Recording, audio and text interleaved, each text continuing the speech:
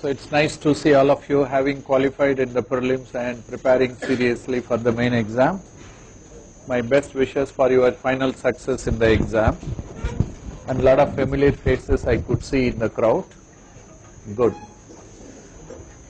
Right now, there are certain general instructions which are common for all of you, which I would present to you in the beginning.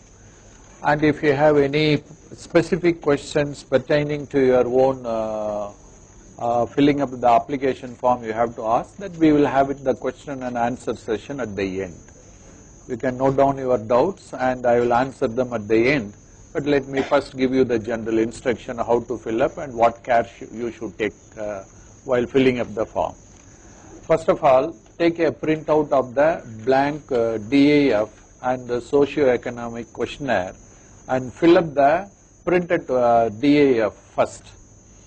After having filled up all the columns to your satisfaction, you give your filled up DAF to some responsible person like your parents or your senior friends or teachers and get them checked. And once you are satisfied after such cross-checking that the details that you have written on the printed DAF are correct, then you fill up the DAF online. And having checked it once more, finally that you submit it online to the UPSC.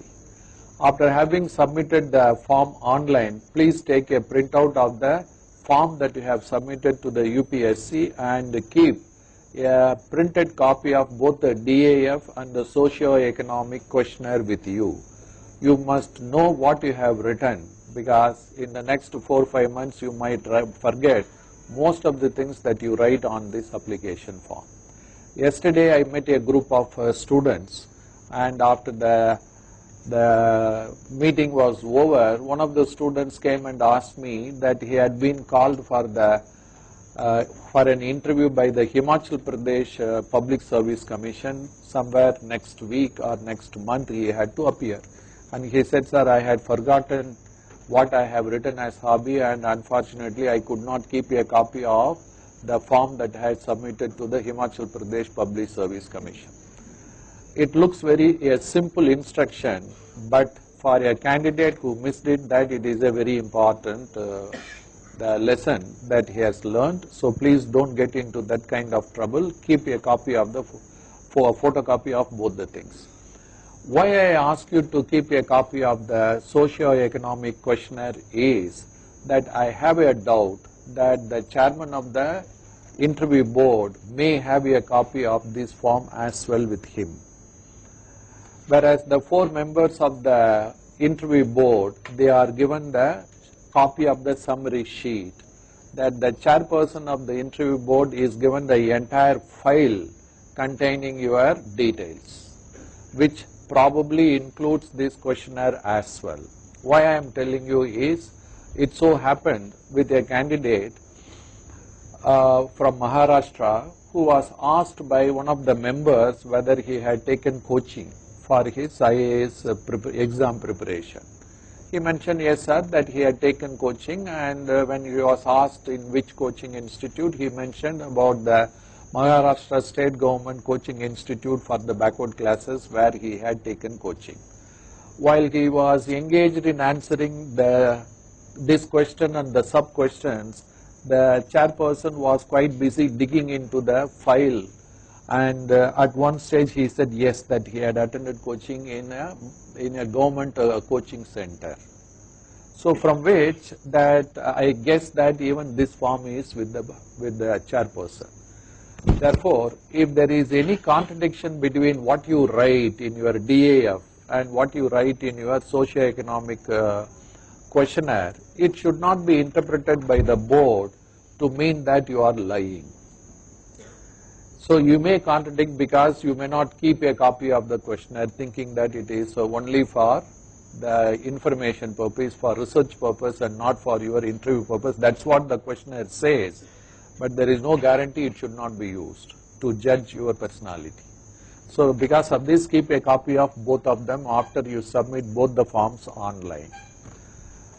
Further, ensure that there is no contradiction between these two forms. For example, against the column whether you have taken any coaching, if you mention that no, you have not taken any coaching, whereas there is a column in the DAF, column that is address for correspondence.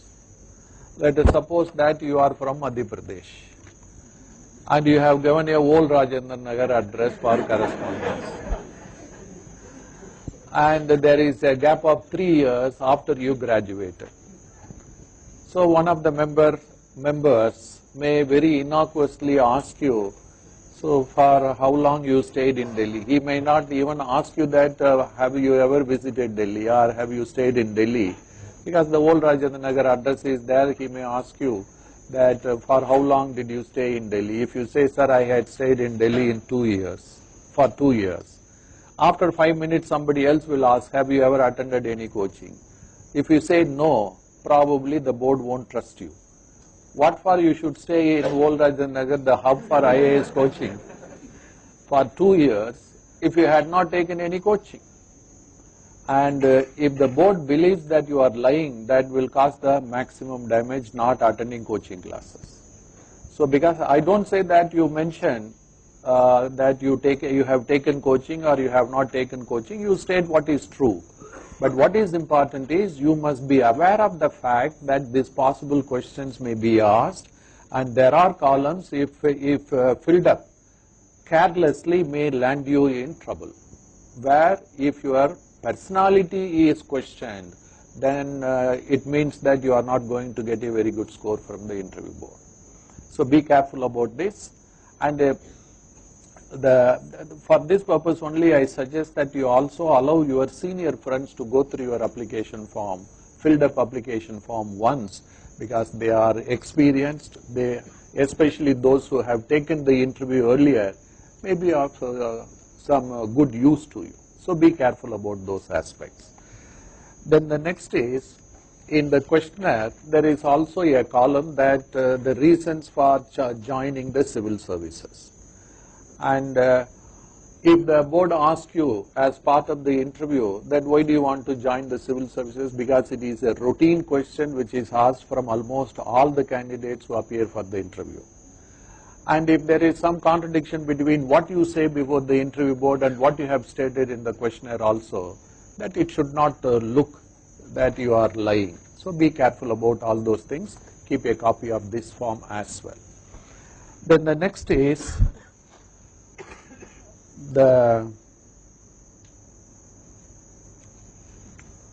next column is about this place of birth. The 4 members of the board, they are given only the summary sheet. They are not given the full details of the candidate who is being interviewed. And against the column, that place of birth, that your parents might have been posted outside your state at the time of your birth, and you might have born outside your home state. And the summary sheet, it mentions the place of birth and the district and the state, and many times that the board members wrongly presume that you are from that particular state where you were born. On that presumption that the questions would be asked to know about the state where you were born, thinking that that was your home state, and because of this be also aware of this and prepare something about the state where you were born.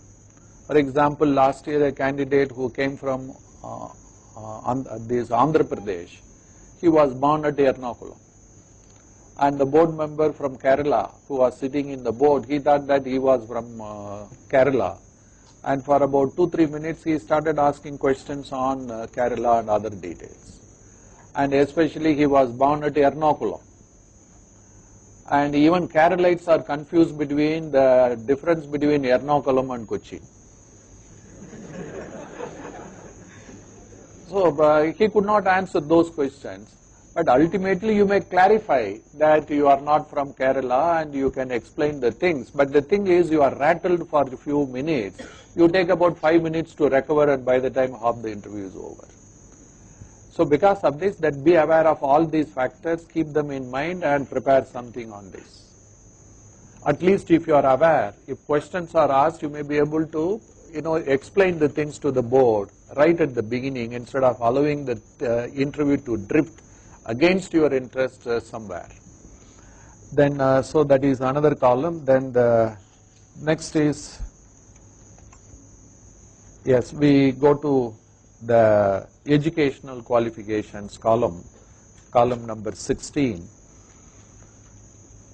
So in this column that you have to mention only the three details: your 10th standard the subjects and the marks, then 12th standard educational qualification and graduation qualifications. So these three things alone will do, and the space that is provided for mentioning the subjects of your study may not be sufficient for you to write all the subjects that you have studied at college level. Especially if you are a medical graduate, that there are so many subjects that you had studied which could not be mentioned there. So in such cases, you apply your mind and mention the most important subjects that you studied as part of your curriculum. That will do. It's not necessary that you have to exhaust everything in terms of the subjects that you have studied. And as part of this, that general category candidates have to submit two documents, mandatorily two documents. The one is 10th standard mark sheet as proof of age, and the degree certificate as proof of qualifications, educational qualifications. If you have the degree certificate, that it is fine. Otherwise, you must attach the provisional degree certificate issued by the university. If you do not have any of them, then you should include the consolidated mark sheet of your degree examination, the consolidated mark sheet of the 3 years or 4 years of your degree course. And it is almost certain that the UPSC, before the interview is held, will ask you to submit the degree certificate. So at the time of interview, at least you must have your degree certificate with you, either the provisional certificate or the Pakka certificate.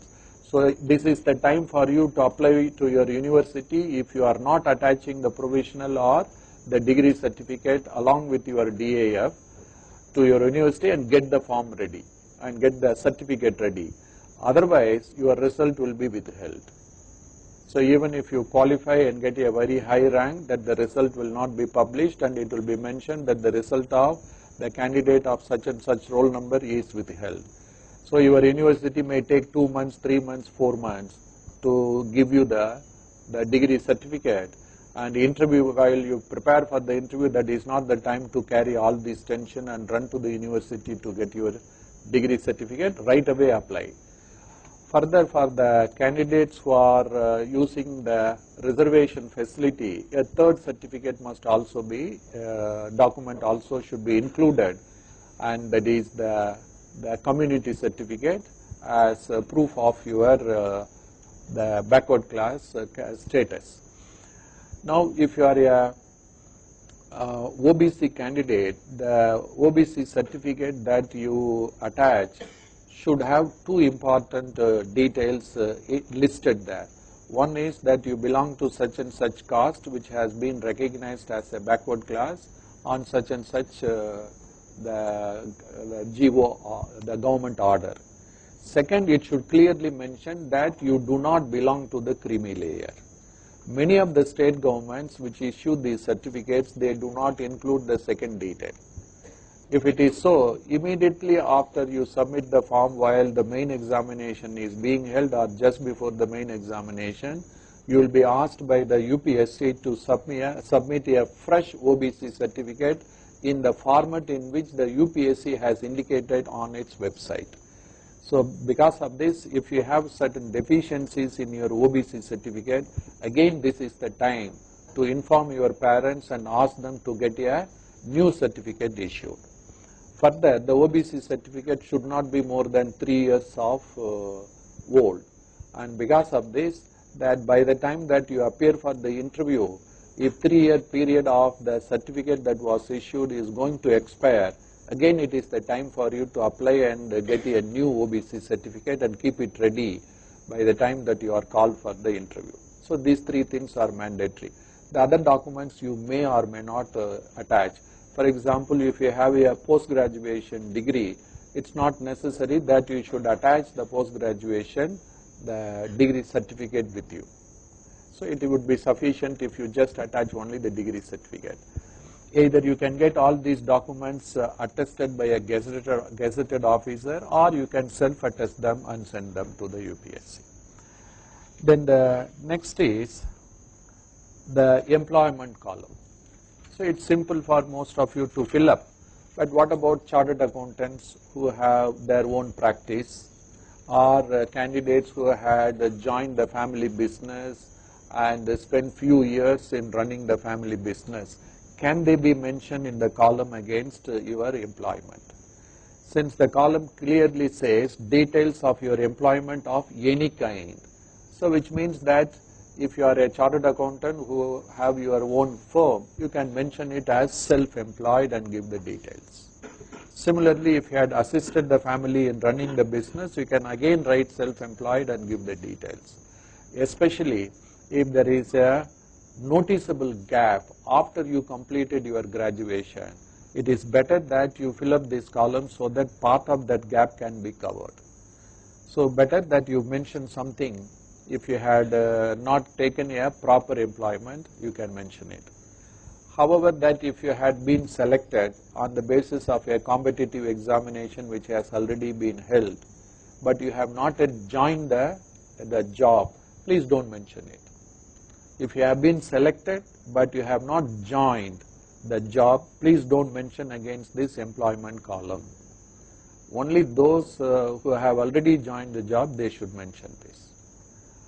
Further, what about if you had been working in a software company or a public sector undertaking where you had signed a bond, but you merely just disappeared from your office without applying for the proper leave, or you have not resigned, and notice after notice that you received from your organization that you have ignored, and the organization would have terminated your service. Are you going to mention that kind of employment here? Well, the interview board will not be bothered about it. That interview board will be only bothered about the extent of your understanding of the kind of job that you have done and kind of work culture that you had experienced in the organization, and how far that this work experience has helped in the development of your personality, so that the board would be looking at you more from an intellectual point of view, but not from a clerical point of view of checking up all these details. However, that you will be sending 7 filled up copies to the DOPT after the main examination results are announced. And one of that forms will go to the police for inquiry, and it is likely the police will go to your ex-employer. And if the ex-employer tells the visiting inquiring police officer that your services were terminated, you did not resign, that it will create some problem with the UPSC later. So take all those factors into consideration while filling up this column. Right, next is the hobby column. This is probably the most important column to be filled up, and invariably questions will be asked based upon the details that you fill up in the hobby column. Especially that the chairperson may start the interview from this hobby column, and because of this pay a lot of attention and fill up these details. Probably this column will take more time for you to fill up than any other column in the DAF. Now, what caution that you should carry? First and foremost, that this column is not a column for you to mention all your achievements during your school and college days. I call it as hobby column, but the hobby column has 4 sub-columns. The first column is details of prizes, medals, scholarship that you have won during your school and college days, but not during your days of employment. Some of them they write this also.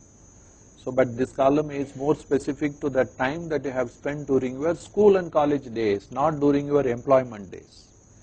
Second sub-column is that team, sports, games, NCC, etc., where you had participated or played. Third sub-column is positions of leadership and distinction held during school and college days. Fourth column is other interests including hobbies. So these are the 4 sub-columns that are included against item number 18 in your DAF. The first is the UPSC interview board is not going to count the number of items that you have written there and give you marks. That what is written here is nothing but an invitation to start the discussion. And if you have too many achievements to show, please apply your mind and see which of these achievements are worth mentioning in the hobby column. You should not try to write everything in this hobby column. Fortunately, now you have to submit this form online, but I remember that before this online submission of application system was introduced, I had seen a lot of students who had been quite active during their school and college days mentioning here, please see the attached sheet. And at the end of the DAF, there will be 3 pages of attached sheet. And for the board members to read everything, understand, it will take half an hour. So because of this, that you apply your mind and decide that which achievements are to be mentioned in the hobby column. For example, if you mention gold medal in my 3rd standard, what use it is? So because of this, that apply your mind. My suggestion is, against each of the 4 sub-columns, do not write more than 2 or 3 achievements. Not more than 3 achievements, unless you have outstanding achievements which are more than 3. For example, if you have hobbies like herpetology, participation in tiger census, stargazing, collection of foreign currencies, all of them are interesting and you can mention them. But otherwise, stop with 2 or 3, minimum 2. And generally not more than 3, or in the extreme cases not more than 4 items against each of the 4 subclasses. So which means you are going to mention about 12 to 16 items maximum. And it is for you to apply your mind and decide that which achievements are worth mentioning in this column. Otherwise, that your the noticeable achievements may get buried in the other useless and irrelevant, less important details that you fill up in this column. So this is the first thing that you keep in mind. Then in this hobby column, writing hobbies like listening to light music, collage making, leisurely walk, in my view is no hobby. And listening to film music is something which at least 30 to 40% of the interview candidates write. It is the most common hobby. And such hobbies don't attract the attention of the examiners. So because of this, that you should, in fact, that even if you have 2 hobbies and one of them is very attractive, you write it, and the other hobby you can leave out. For example, herpetology alone is sufficient to keep you engaged with the board for 5 minutes. There was a medical graduate from Maharashtra who had written herpetology as a hobby. I was more interested about that than the candidate himself was. I was dying to know what it was when I gave him the mock sittings. So I engaged him for 5-10 minutes because to whet my own appetite to know about herpetology. So that is the type of hobbies that will attract their attention. And he kept the conversation very interesting. I asked him, being a medical graduate, how he got interested in snakes, in the study of snakes. And he said he was posted in a PHC, the primary health center, in a tribal district in Maharashtra. Almost every day that he received cases of snake bite. And invariably that the people who brought the patient, they also brought the dead snake with them. to show that what kind of snake had bitten, whether it was a poisonous snake or not, to give more information to the doctor who would administer the anti-venom vaccine. And then he started feeling bad for the snake rather than for the patient. And he said that this started the interest in him. So obviously it was a very interesting interaction I had with him. Then he said that because of this, that he started studying how to identify poisonous and non-poisonous snakes. And from even the bite mark, that he had certain tips to offer to the people to identify the poisonous and non-poisonous snakes. Then he also had a very good observation that he felt that one dominant person of the tribal village, he kept on coming almost 4 days a week. Whoever was bitten by snake, that he would accompany them.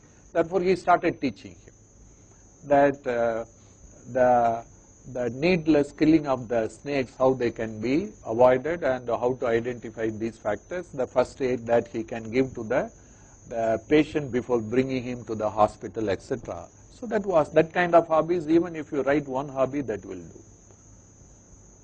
But it doesn't mean you are now going to manufacture your hobby. And many times students come and tell me, sir, that I will write some hobby now. After the main examination is over, that I will have 4 months, I will develop a hobby. Invariably, they will always think of writing yoga and meditation. Why? Because there are so many books available on yoga and meditation, they think that they can learn from the books in 3 months' time. But let me tell you that there is a huge difference between the theoretical knowledge of a hobby and the practical experience of having followed a hobby. It is the practical experience that will help you to answer the kind of questions that the board will ask, but not the theoretical knowledge. And unfortunately, all the board members, they are 55 plus or 60 plus and have plenty of time at home to do meditation and yoga. And they know a lot about yoga and they can grill you on this count. So because of this, generally speaking, do not write a hobby which you have not practiced. It's a serious advice. Suppose you don't have any hobby to write, then in such cases you can write nothing in particular. That is a safe way of indicating. You have already conveyed and the board member has subconsciously received that you have not pursued any activity seriously to be called as a hobby. Nevertheless, that you have been doing many things which you cannot call as hobby. So because of this, the board will not expect very deep knowledge and thorough knowledge of what is going to be discussed. Even if you display some familiarity with these activities, that would be sufficient. That is more a damage control. Instead of leaving the column completely blank, which indicates the absence of intellectual pursuits, that it is better that you write nothing in particular. Then further, while writing a hobby, be very specific, be focused in writing the hobby. Instead of writing social service, be specific that what kind of social service that you have done. That social service you can write the visiting or helping in Help Age India homes or visiting orphanages. Or you can write that teaching underprivileged children. So that kind of social activity that you have pursued, be more specific about that. And while writing the details in the hobby column, use refined language. Instead of writing teaching slum children, you should write teaching underprivileged children. So that kind of refined language is necessary, and that is why initially I suggested that you should allow a very responsible person to to check your DAF and give you certain suggestions. So be careful about all those issues.